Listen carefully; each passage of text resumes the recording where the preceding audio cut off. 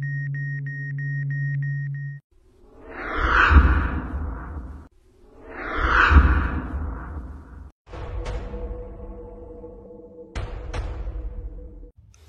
semua, selamat datang kembali di channel Cerita No Debat. Di video kali ini, saya akan melanjutkan alur cerita dari Sang Pencuri Kekuatan. Tanpa banyak cerita, siapkan cemilan, mari kita saksikan. Di part sebelumnya, Yanxi langsung menggunakan kemampuan barunya untuk menciptakan ilusi kepada Swordman. Dan seketika nampak wanita cantik berada di hadapannya, yang mulai mempengaruhi pikiran Swordman.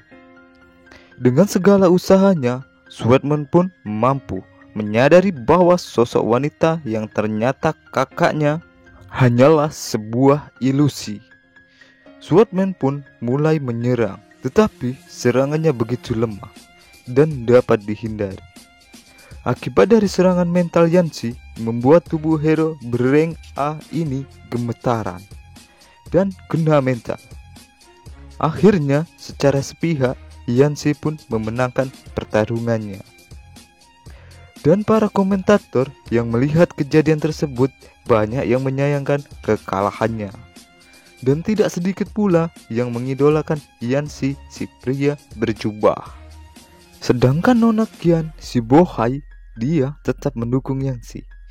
Karena menurutnya Yanxi memiliki hutang padanya yang harus dibayar. Lain lagi dengan Demon Dragon, dia pun memuji temannya itu karena pertempuran mereka. Demon Dragon dapat menganalisa kemampuan yang dimiliki Yanxi. Kerja bagus kawan, karenamu dia telah mengeluarkan kartu asnya. Demon Dragon pun bersiap dengan dipenuhi aura ungu. Dia pun membuat taruhan. Apabila dia dapat mengalahkannya, dia harus memberitahu kebenaran tentang cincin yang ia pergunakan. Yanxi dengan slow pun menyanggupinya, sembari berkata, ambil sendiri kalau kau punya kemampuan.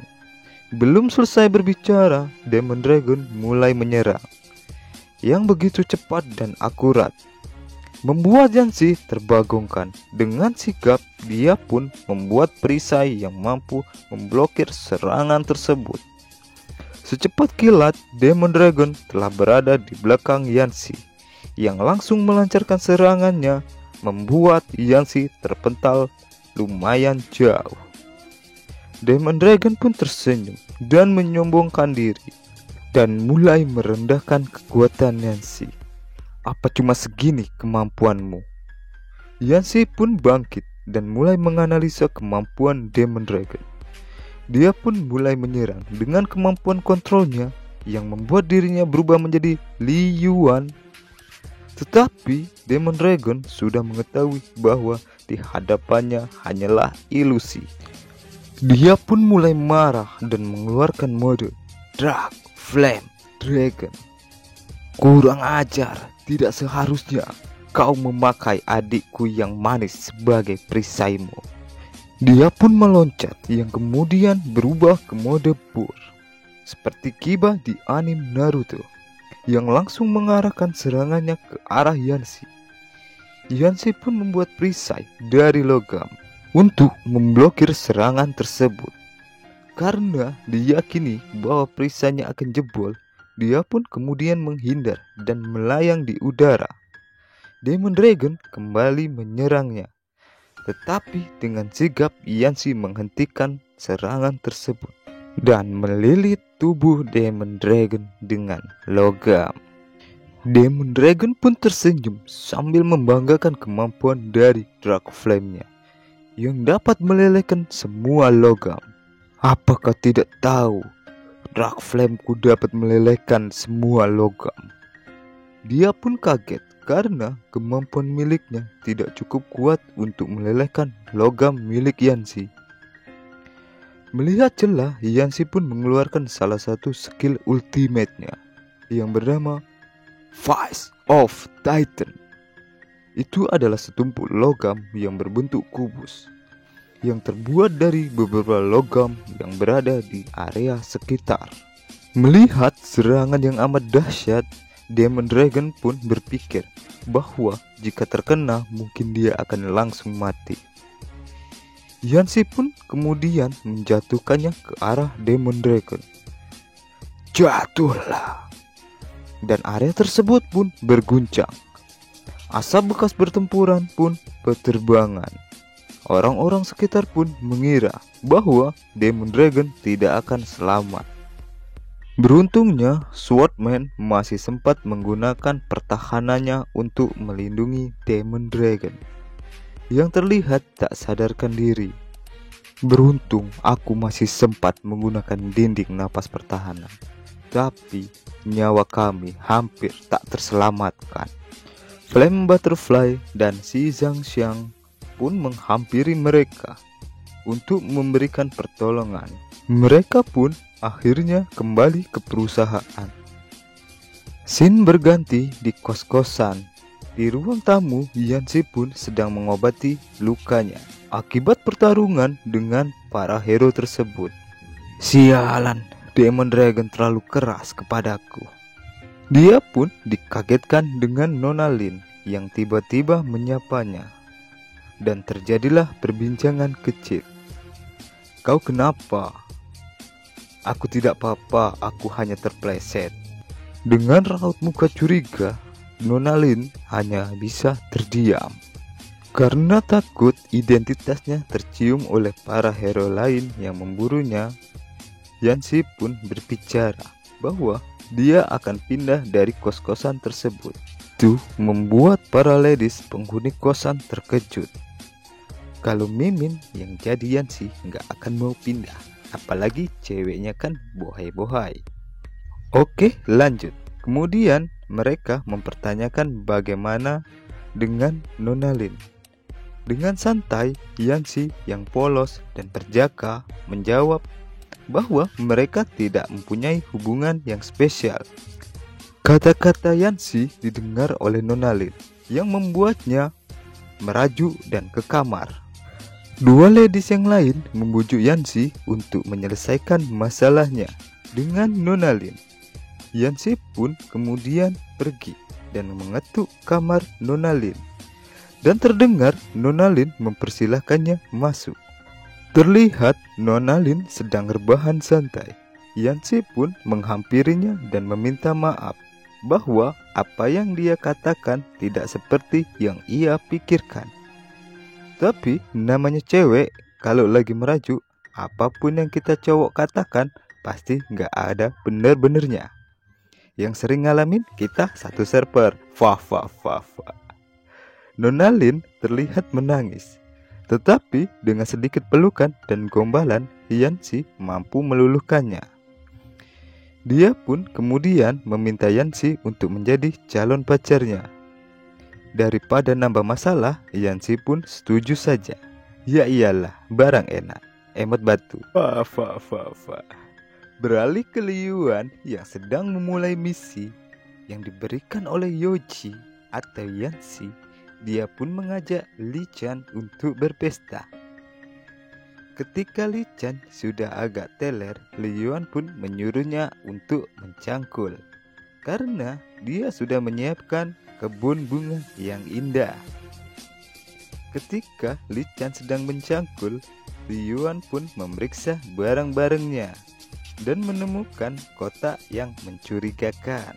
Dan ketika dibuka, dia menemukan barang yang ia cari. Dan kemudian menyimpannya beberapa. Ketika habis mencangkul, Li Chan pun pergi.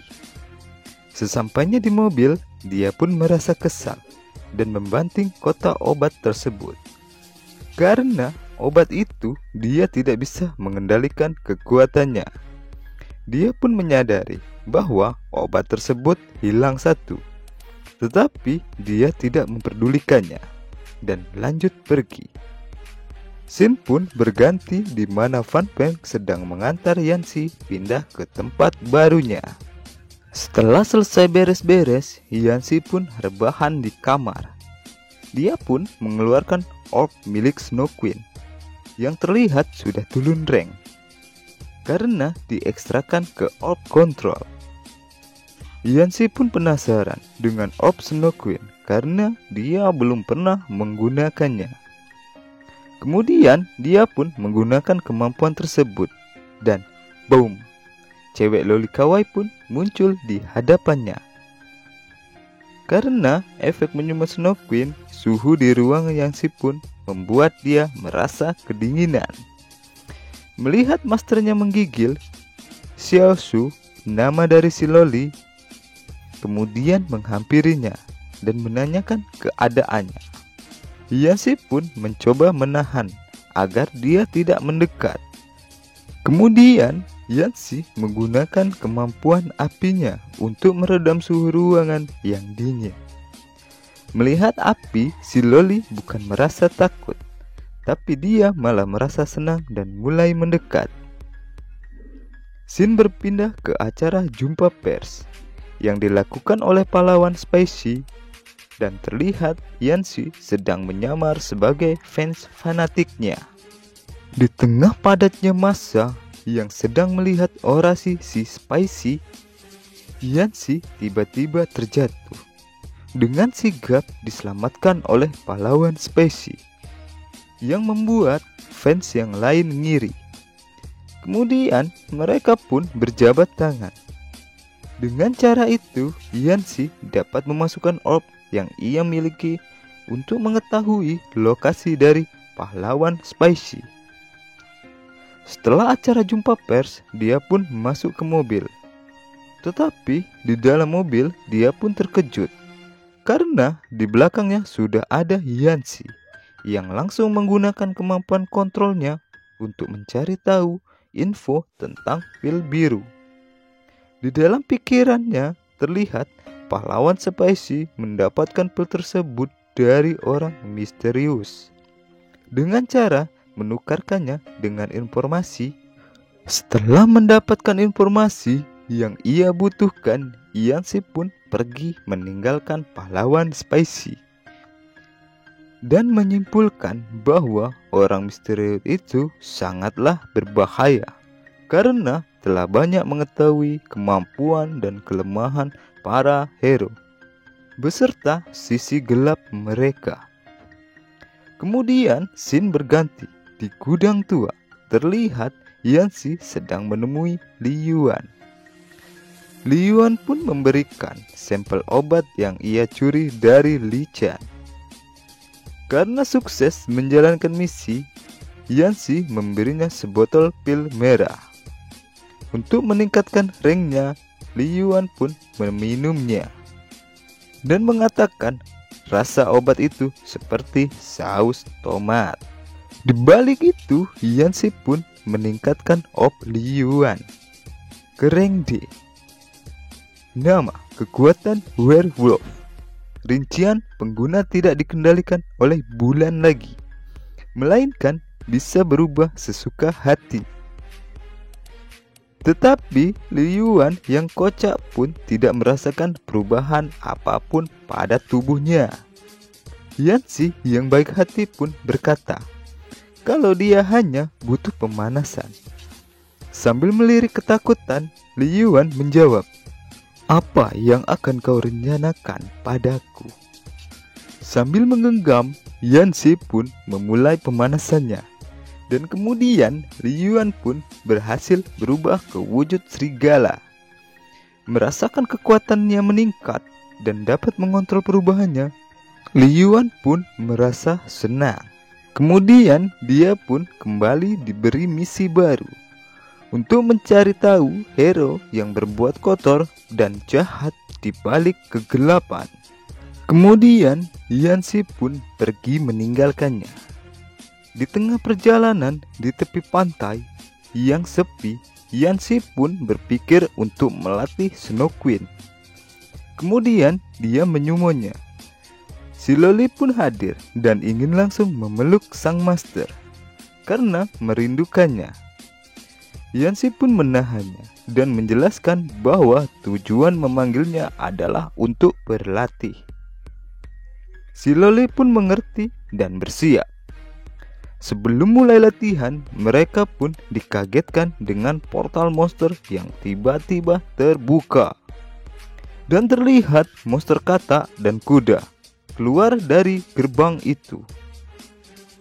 Monster kata pun langsung meninju si Loli, membuatnya terpental dan seketika membuat Yancy panik. Tapi tiba-tiba terlihat si Loli berubah menjadi dewasa dan sosok yang sangat menawan. Tapi terlihat sangat marah. Di sini diketahui dalam mode bertarung, Xiaozu akan tumbuh ke wujud dewasa. Yancy pun sedikit tergoda dengan kecantikannya. Snow Queen mulai menyerang dan membekukan si monster kata. Si monster masih bisa lepas dari serangan tersebut.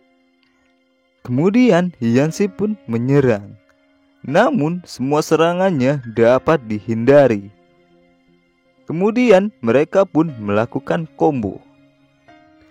Snow Queen berhasil menahannya dan diakhiri dengan serangan plasma dari Yancy yang berhasil mengalahkan si monster. Dan kemudian merampas kemampuannya. Kemampuan rank D, nama Train. Rincian meningkatkan kekuatan fisik sebesar 5 kali. Kemudian mereka pun menyadari bahwa ada satu monster yang melarikan diri. Mereka pun berniat menyusulnya. Namun Snow Queen kehilangan kendali atas tubuh dewasanya. Tidak ingin menyia-nyiakan waktunya, dia pun langsung memberikan salam hormat kepada masternya. Namun sebelum itu terjadi, tubuhnya sudah diambil alih dengan si Loli. Sudah kuduga, gengs, akhir yang kentang.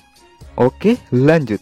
Si Loli pun menanyakan apa yang baru saja terjadi. Yancy pun menyadari bahwa Snow Queen mempunyai 2 mode dan masing-masing tidak berbagi ingatan. Dan terlihat si Loli pun mengantuk. Yancy pun mengembalikannya dan membiarkannya beristirahat. Scene berganti ke Liu Yuan yang sedang naik mobil sport dengan gembira sedang bernyanyi karena telah meningkatkan kemampuannya. Tiba-tiba dari arah pantai dia melihat sesosok master kuda yang sedang berlari di atas air. Dia pun menghentikan mobilnya. Dan terlihat ada beberapa anak muda yang sedang berpesta di pantai.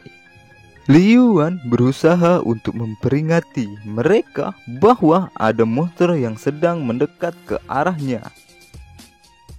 Ketika melihat ke arah belakang, mereka pun terhempas ke laut. Karena efek dari kedatangan si monster yang membawa ombak besar.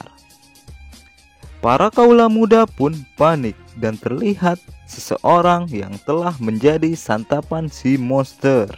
Melihat temannya meninggal, si cewek bohai berteriak dan berkata, kita akan lanjutkan di part selanjutnya. Berhubung chapternya udah mentok, kita akan lanjutkan cerita yang lain dulu. Dan saya ucapkan terima kasih untuk teman-teman semua yang telah mendukung channel ini dengan cara apapun itu. Jika ada salah kata dalam ejaan asing, harap dimaklumi. Salam cerita no debat.